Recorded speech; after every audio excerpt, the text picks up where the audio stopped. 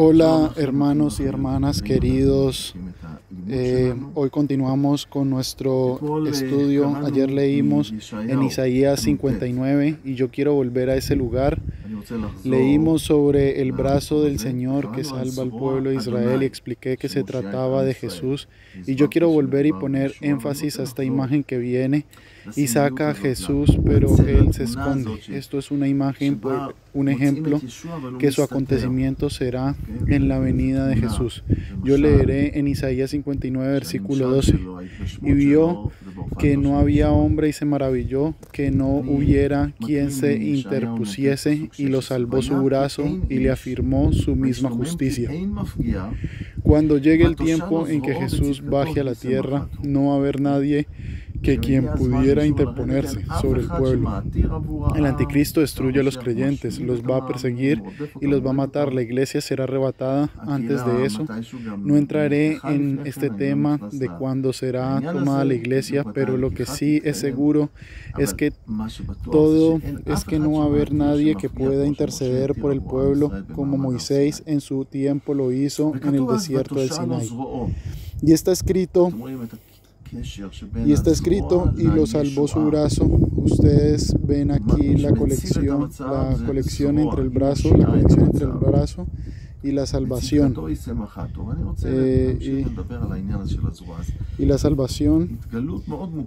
Quien salva la situación es el brazo. Él salva la situación y le afirmó su misma justicia. Yo quiero continuar con este asunto.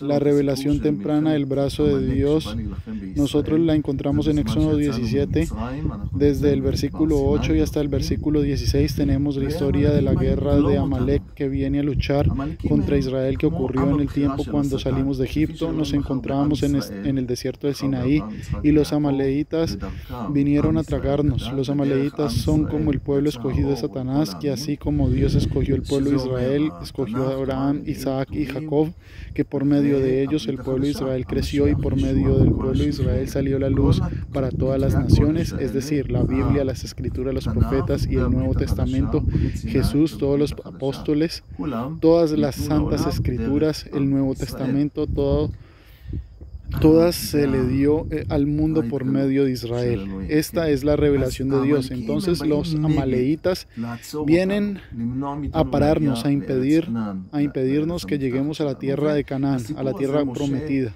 Y en esta historia Moisés le dice a Josué, esconde tu gente, sal a pelear contra Amalek, y él dice, mañana me encontraré en la cima del monte y la fuerza de Jehová conmigo. Entonces así Moisés estaba en la cima del monte y Dios a su lado, y está escrito que cada vez que Moisés levantaba su mano, el pueblo de Israel comenzaba a ganar, y cuando Moisés se comenzaba a cansar y bajaba su mano, los amaleitas comenzaban a ganar. Y él no solo levantó las manos, sino que Dios se las sostenía desde el bastón. ¿Cuánto tiempo se puede estar sosteniendo algo así? La mano bajaba y el brazo se cansaba, y por lo tanto está escrito que él cambiaba el bastón de derecha a izquierda y ponía debajo suyo una piedra y se sentaba todo el día hasta que José pudiese destruir a los amaleitas. Y después de esto Moisés construyó un altar y le llama a este, el Señor es mi estandarte. Ustedes entienden que el bastón de Moisés sostenía durante todo el día era como un estandarte de guerra. Nosotros sabemos sobre los romanos que cada unidad tenía su estandarte, y los soldados que quedaban sorprendidos cada vez que escuchaban el sonido del shofar, ellos levantaban sus cabezas para ver de dónde es que venía el estandarte, y hacia allá ellos tenían que ir. De nuevo organizarse, levantar las líneas y continuar la batalla. Estandarte de guerra. Era muy importante guardar este estandarte. Qué mal si uno de los soldados perdiese su estandarte en la batalla. Y Moisés construye el altar del Señor, es mi estandarte debido a que todo el hecho que Moisés levantara esa vara no había un estandarte romano. Esta es una señal que un día Jesús sí murió como un estandarte sobre la cruz. Jesús consideró la cruz como un estandarte y en el Evangelio de Juan capítulo 3 versículos 14 y 15 Jesús dice: así como Moisés levantó la serpiente, también así que el hombre lo intente, que todo el que mire hacia la serpiente recibirá sanación de la misma mordida con veneno de la misma serpiente. La serpiente es la imagen de Satanás, el veneno es la consecuencia del pecado que nos lleva a la muerte, y la mirada hacia la serpiente les dio a ellos vida. ¿Por qué? Porque cuando Jesús fue crucificado en la cruz, Él tomó su pecado, tu pecado, mi pecado, el de ella y de todos, hacia Él mismo. Él se convirtió en el pecado, como la serpiente que toma para sí mismo todas las miradas, todo el pecado. Pero hoy en día, cuando alguien mira a la cruz de Jesús, recibirá sanación porque Él hizo eso por nosotros para redención. Entonces Jesús dice: mi cruz es como un estandarte, como el estandarte de la serpiente. Esta historia se puede también encontrar en Números 21 versículo 8 y en adelante. Entonces Moisés le llama al altar: mi Señor es mi estandarte. Y entonces él recibe una revelación en el versículo 16, algo que pasará en el cielo. Y dijo: por cuanto la mano de Amalek se levantó contra el trono de Jehová, Jehová tendrá guerra con Amalek de generación en generación. La mano que se levantó contra el trono de Dios antes era la mano de Moisés, que era levantada, y ahora se habla de la mano de Dios que levanta sobre el trono, y el contexto aquí es la guerra contra Satanás, en contra de las fuerzas de la oscuridad.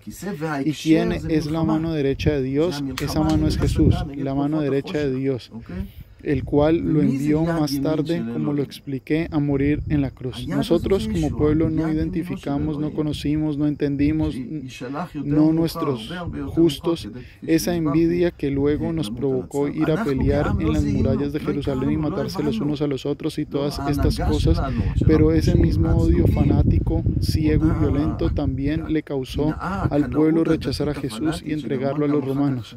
Nosotros leemos en Isaías 53, está escrito sobre este brazo de Dios. Este capítulo habla nuevamente sobre el brazo de Dios. Aquí habla todo el capítulo sobre la crucifixión de Jesús, pero comienza en el versículo 1, Isaías 53, versículo 1. ¿Quién ha creído a nuestro anuncio? Cuando Jesús va y entrega la palabra al Padre que está en los cielos, ¿quién ha creído en nuestro anuncio? Hubo miles que sí creyeron, pero la mayoría no creyeron. ¿Quién ha creído a nuestro anuncio? ¿Y sobre quién se ha manifestado el brazo de Jehová? El brazo del Señor Jesús que se ha manifestado. ¿Quién lo ha visto? Solo unos pocos, porque solo unos pocos del pueblo que creyeron en él. Y entonces todo el capítulo 53 tenemos: subirá cual renuevo delante de él, y como raíz de tierra seca, no hay parecer en él ni hermosura. Le veremos más sin atractivo para que le deseemos.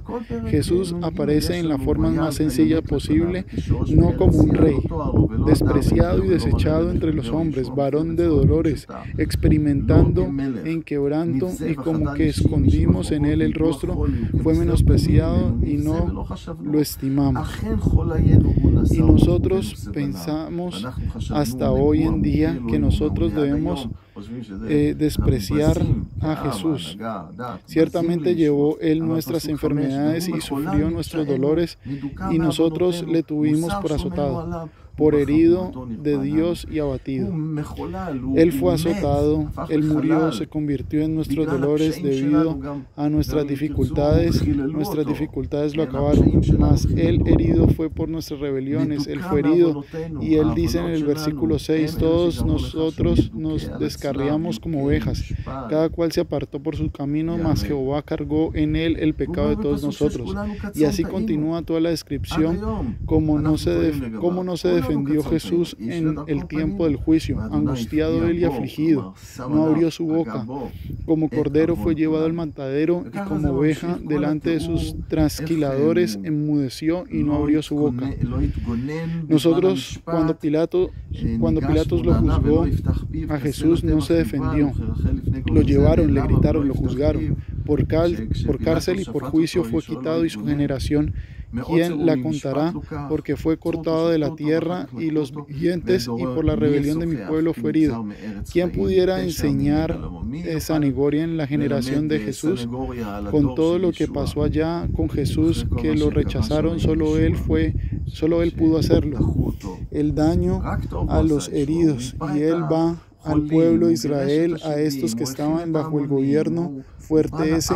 Jesús no despreció a las masas, al contrario, ellos lo rechazaron y lo despreciaron. Al contrario, él fue hacia ellos y se dispuso con los impíos su sepultura, mas con los ricos fue en su muerte, aunque nunca hizo maldad ni hubo engaño en su boca. Jesús fue crucificado en 2 maderos, aunque nunca había hecho nada. Él no hizo nada, pero el Señor quería esto, Dios permitió esto. Ese era su plan. Jesús tenía que morir de esta manera para poder salvarnos a nosotros, para que nosotros encontráramos perdón y redención. Y esto continúa, yo seguiré leyendo en el capítulo 53, pero esta es la forma de Dios. ¿Quién ha creído en nuestro anuncio y sobre quién se ha manifestado el brazo de Jehová? Y el mismo brazo que nos habla en Esther. Ese es el brazo de Dios que salva. Miremos en lo que está escrito en los Salmos 98. Se nos está escrito en los versículos del 1 al 3, Salmos 98, versículos 1 al 3. Cantad a Jehová cántico nuevo, porque ha hecho maravillas, su diestra lo ha salvado y su santo brazo. Ustedes ven que su diestra está conectado con Jesús, porque Él viene a salvar. Jehová ha hecho notoria su salvación, y su vista de las naciones ha descubierto su justicia. Miren, todas las naciones recibieron la fe por Jesús, y nosotros, ¿qué pueblo todavía no? Jesús ha hecho notoria su salvación a vista de las naciones, ha descubierto su justicia. Todo el que cree que en Jesús recibió redención y perdón, ahora él es justificado y recibe la justificación de Dios. Se ha acordado de su misericordia y de su verdad para con la casa de Israel. Todos los términos de la tierra han visto la salvación de nuestro Dios. Dios siempre ha sido fiel con el pueblo de Israel. Nosotros no hemos sido fieles, pero Dios siempre lo ha sido con las promesas y pactos que ha hecho con Abraham, Isaac y Jacob. Entonces miren otro lugar que se nos habla sobre el brazo del Señor, y yo quiero terminar en Salmos capítulo 118, versículos del 14 al 16. Mi fortaleza y mi cántico es Jehová, y Él me ha sido por salvación. Pongan atención a la palabra salvación. Voz de júbilo y de salvación hay en las tiendas de los justos. Otra vez el tema de los justos, de la salvación y de la justificación. La diestra de Jehová hace proezas. La cosa más grande que su diestra hizo, que Jesús hizo, es salvarnos, es justificarnos del fuego del infierno, que es más grande que levantarse de los muertos o caminar sobre las aguas u otra cosa diferente. Eso es salvarnos del fuego del infierno eterno. La diestra de Jehová es sublime. La diestra de Jehová hace valentías y vence a Satanás. Él vence la muerte cuando Él se levanta de los muertos. La diestra de Jehová es sublime, la diestra de Jehová hace valentías. Por lo tanto, yo contaré las maravillas que Dios hace. Me uniré a los demás que creen en Dios y cuentan sus maravillas. Y si tú hasta ahora estás escuchando este mensaje y no habías recibido a Jesús en tu corazón, abre tu corazón, pídelo al Salvador de Israel y Él vendrá. Los amo. Paz para todos ustedes, hermanos y hermanas queridas. Bye, bye.